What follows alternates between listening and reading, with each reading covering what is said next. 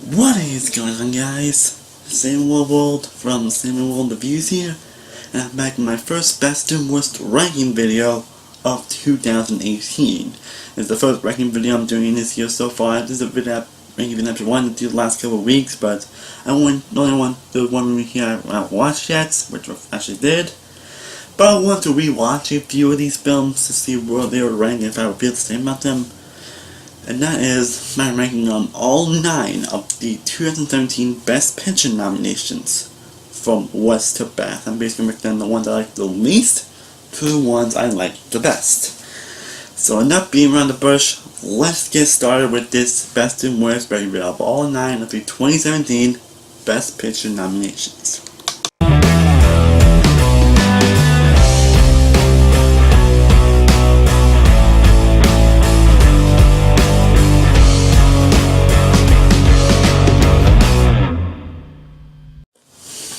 Kicking off the list at number 9, Darkest Hour.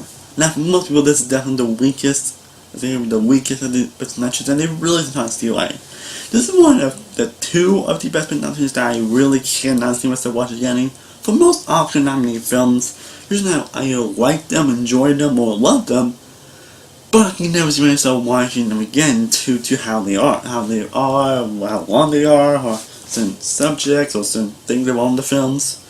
But for a lot of Oscar nominated films, I can never see myself watching them again. And this is 2 of those films that I really can't see myself watching again on this list. But Darkest Hour I still enjoy though. But I can definitely see why people find it boring and Oscar bait. I mean, it is kind of Oscar bait, honestly. I think the reason why this film is so enjoyable is actually Gary Oldman himself as Winston Churchill. He makes the film a lot more. His performance makes the film a lot more interesting and a little more engaging and a lot more enjoyable. Like, if it wasn't Gary Oldman, I'd probably be bored out of my mind, honestly, because he pretty much disappears into this character. Like, he's one of the only feelings that I fully remember from this film. I mean, all the other films were good as well, but they weren't amazing or anything. It does have great costume design, it does have great cinematography and all that. Yeah, it is a very enjoyable film, but I wouldn't call it amazing, and due to how long it is and all that, and certain things, I really can't see myself watching it again. Again, enjoyable overall, but not a time member where I can't really watch it again. That's what Darkest Hour is pretty much my least of the Best Picture nominations.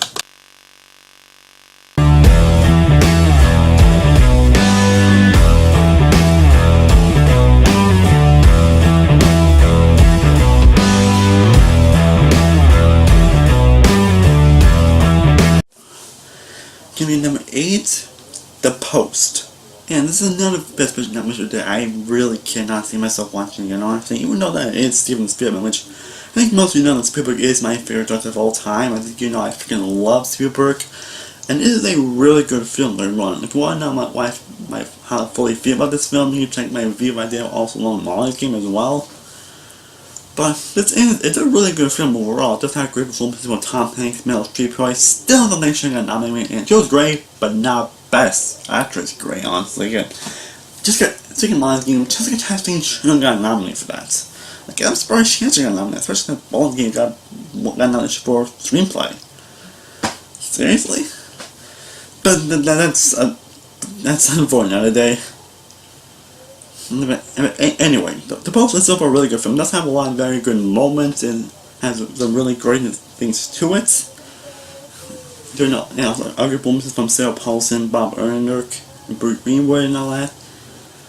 But the film does take a while to get itself going, and it is very choppy around its first hour. I mean, it does pick up a long way on, but it is very choppy in its first hour, and due to how long it is and they can do certain things, I can never really see myself watching it. And it's also kind of feel about Spotlight as well. I felt those Spotlight is definitely far better than this film. And I do love Spotlight, but due to some subject matter that film, I can never see myself watching that film again ever. And the thing can no way be said about this film again. This film is really good, but I can never see myself watching it again. And I wouldn't say it's one of the best. Again, pretty good film overall, just can't watch it again.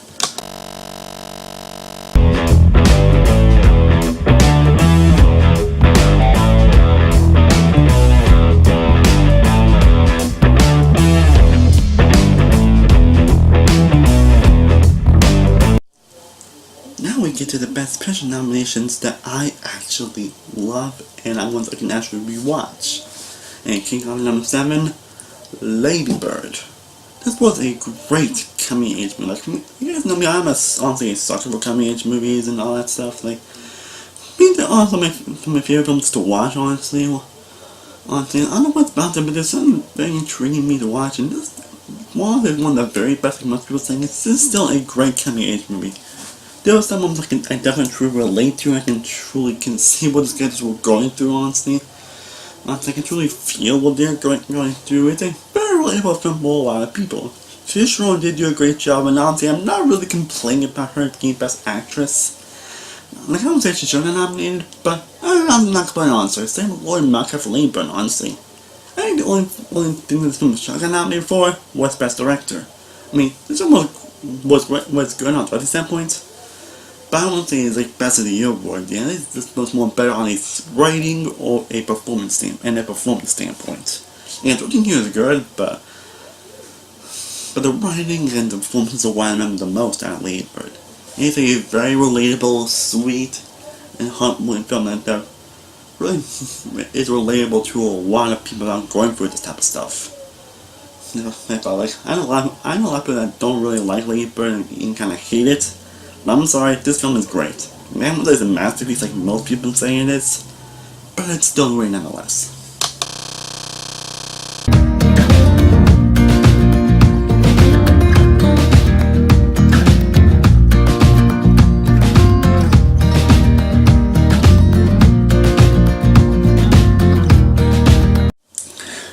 Currently, number 6 was the only Best Picture nomination that I had yet to see until recently, that is Phantom Thread.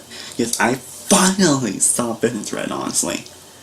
And I'm just saying this, if I were to redo my most surprising films of 2017, this film will be my top 5. And that's probably because I did not expect to love this so much I did. Honestly, I thought this was going to be kind of like how I feel about the Post, a film that I thought was really good, but I'm not going to watch again. But I ended up loving Phantom Thread a ton more than I thought I would. Like, man, this film was damn excellent. And it does have a few pacing issues here and there. I mean, something's like 130 minutes long, but it has a lot of greatness to it. Like, Daniel Lewis, without question, is the Best Actor nomination, and I believe this is like his last performance, and he went out with a bang, honestly. Like, oh my god, this guy, without question, is one of the best actors ever. And he is just, wow. That's what. And Leslie Manville is also made as well. She definitely deserves her Best Supporting Actress nomination. Though it's why Vicky Krebs didn't get nominated, though. She honestly could. I wish she got nominated, honestly. And definitely also not playing by Best Picture and Best Director, honestly. We're not playing about that either. But in the score, it's just, wow. This is definitely part of my top 10 favorite scores, and not top 5 favorite scores of last year, without question. Just, oh my god, the score is amazing in this movie. And one of the other movies, that's one movie that they think it's going to go in different in certain directions. Yeah, it just doesn't want to on it. It goes directions that you never suspect, honestly. And I honestly love it when films do that, honestly. It really keeps you guessing. It really keeps you interested in what's going to happen next. Those are the best kind of films. The one that keeps you guessing, the one that keeps you interested throughout the most film. This awesome film really does take a lot of interesting risks that honestly I really appreciate and like.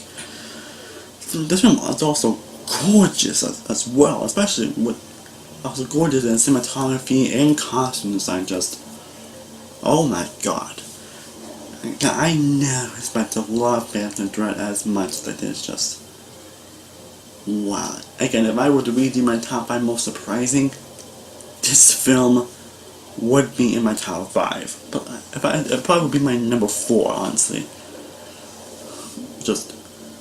I never expected to love Phantom Thread as much as I could. It's just, wow.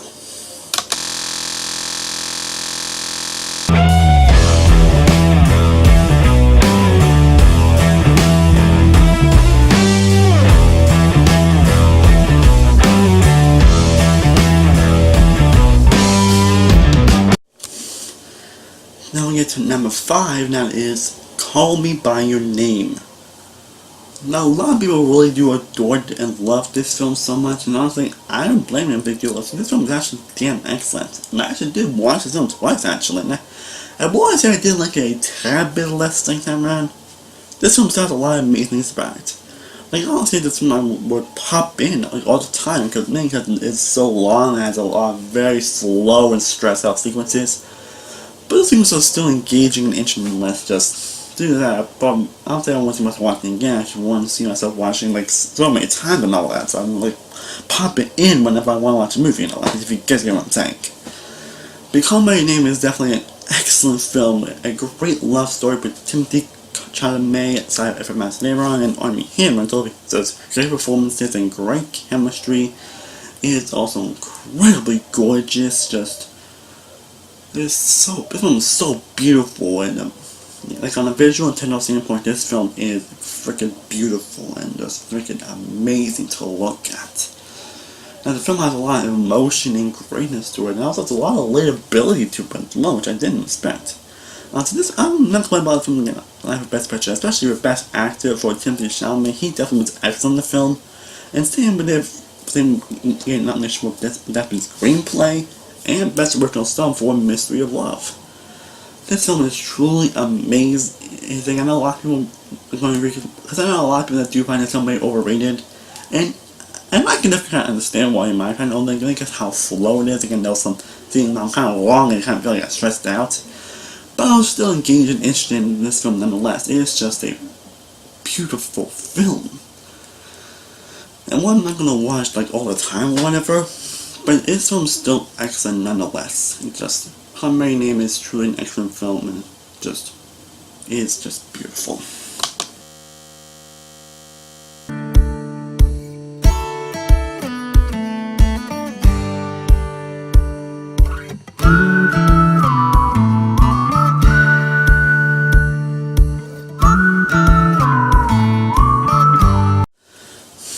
And now it's my top 4, which these films actually did make my top 20 best year list. Coming in number 4, The Shape of Water. Now I know you're thinking, wait, this film didn't make your top 20 best list, did it? Well, yes, and originally, I remember this film wasn't on my list when I originally reviewed it, but the more I thought about it, the more like, yeah, this film's great, it's a good film. So, if I were to read my top 20 best, Shape of Water probably would replace Spider-Man Homecoming at my number 20. Because I can't deny the greatness that is The Shape of Water. Guillermo del Toro is a true master at his work. You're told it's just a incredible vision director. You always heard this film to be such beautiful and amazing and visually stunning, and this film is no exception. Oh my god, this one. I'm surprised it didn't get Best Visual Effects, despite the 13 nominations that it got. I'm surprised that one of them was for visual effects. And for all nominations, I really am not complaining about all the nominations it got, because, it kind of actually deserved it, especially with Sally Hawkins for Best Actress, Richard Jenkins for Best Supporting Actor, Best Cinematography. This film is just amazing, not just on a visual level, but on an emotional level as well. I freaking love the relationship between Sally Hawkins and the creature of the White Dr. Jones. What I do like was a little bit more, that's honestly my only problem with this film. The relationship was just so adorable and just so amazing, honestly. And the film has a lot of great tension and drama to it, and also has some surprisingly good humor, especially from Ozzy Spencer, who also deserved a nomination as well. This film is just a beauty to behold. I'm really not clear about the 13 nominations they got for the Oscars. Guillermo del Toro, you are incredible. I still think Paint Lab is still his best film, but I say this is actually a close second. This film is just wow. Guillermo del Toro, you are a master at your craft.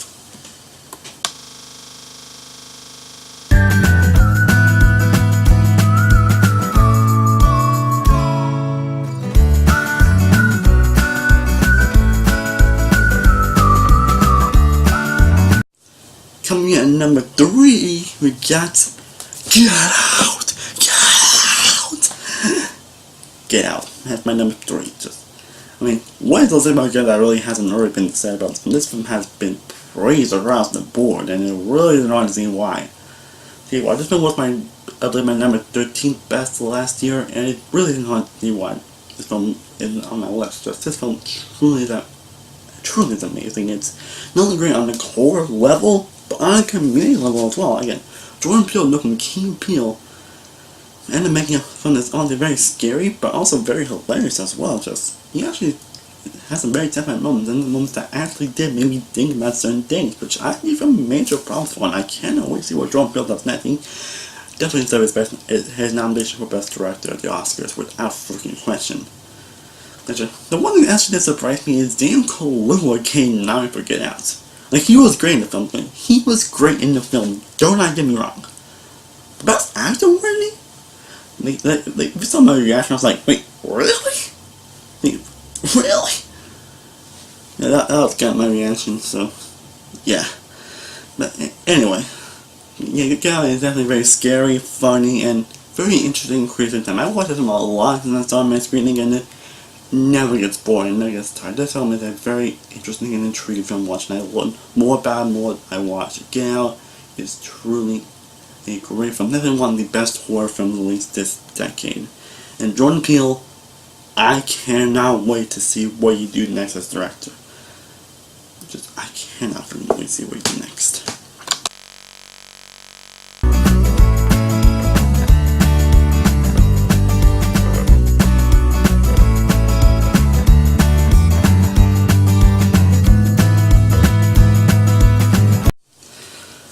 Now we get to my number 2, and that is 3 Billboards Outside Ebbing, Missouri.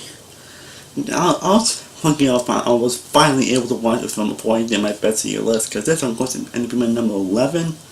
And I didn't even watch this film before I did this list. And while I give my say right a 9 out of an A, this film still is amazing. I liked it a lot more the second time I watched it. Just 3 Billboards truly is amazing on every level, on nearly every single level. From Rachel McDorman for Best Actress, again, she's honestly my pick to win Best Actress, honestly, because she was truly outstanding in this film. She definitely deserved to win on. She's my pick to win Best Actress. And also Sam Rockwell was also my pick to win Best Supporting Actor, because he was amazing as well, and Woody Harrelson was also amazing as well. So I would say he took on for War Planet Apes. I'm not claiming about him getting out for 3 Billboards either. I'm definitely not claiming about getting out for Best Original Screenplay, because this film, I say my favorite screenplay last year.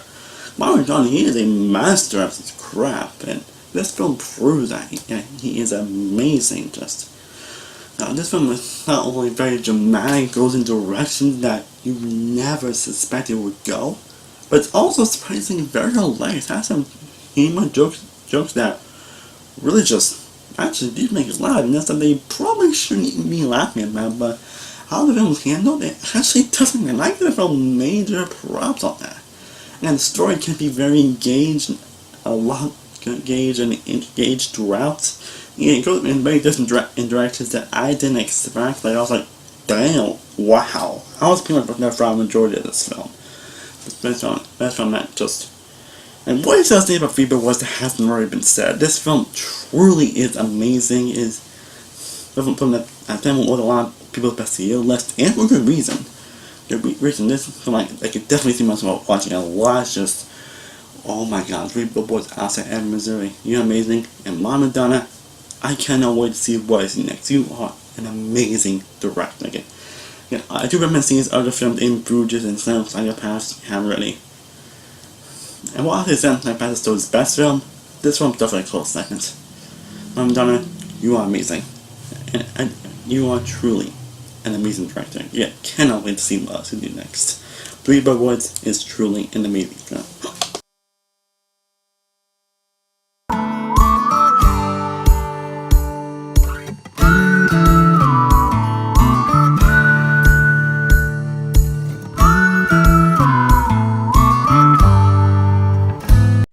And now we get to my favorite of the Best Picture nominations. I thought the reason I hold this up back because I wanted to rewatch this certain film. Because this is what I actually haven't rewatched since I saw it in the theaters. And I wanted to see if it would hold up on second viewing. And it most certainly does, and And I think you all know what it is. That film is Dunkirk. I'm sure you probably already knew that going into this video that Dunkirk was going to be on my last list. And if you've seen it here, I recently got the DVD for this film. I recently got it like a couple days ago, and I rewatched it. And it is still as amazing, if not more, than it was the second time. Like Christopher Nolan, he's a master at his craft. He knows how to make very unique and different type of films. And this one's no question. This is a very different war film than you expected it would be.